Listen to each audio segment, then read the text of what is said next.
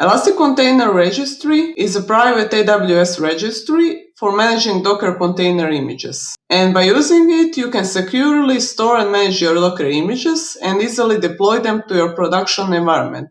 Before pushing your images to your Elastic Container Registry, you need to create a repository. Choose the name of your repository. I suppose you want the private visibility. And that should be it. And create repository. If you want for Elastic Beanstalk container to be able to read from Elastic Container Registry, be sure to add the appropriate permissions. And by appropriate permissions, I mean adding EC2 Container Registry read-only policy to Elastic Beanstalk role. And Elastic Beanstalk role is a predefined role. And if you want Elastic Beanstalk to read from ECR, you need to add this policy. So you click on Attach Policies and you find this policy and attach it.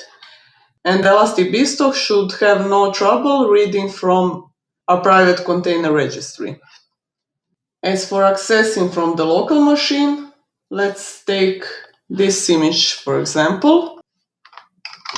And if you want to pull the image,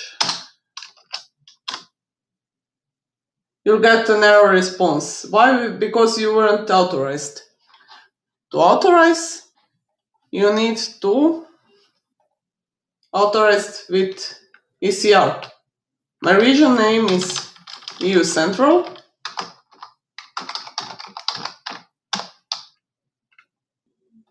And my registry name is this one. Okay.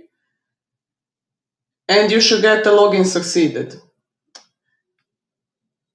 If by any chance you get a login error, I usually solve it by deleting docker config JSON and trying to log in again. Okay. So building for ECR and pushing to ECR is similar as in building for any Docker image. The only difference is when you build an image and when you push an image, you need to specify your repository.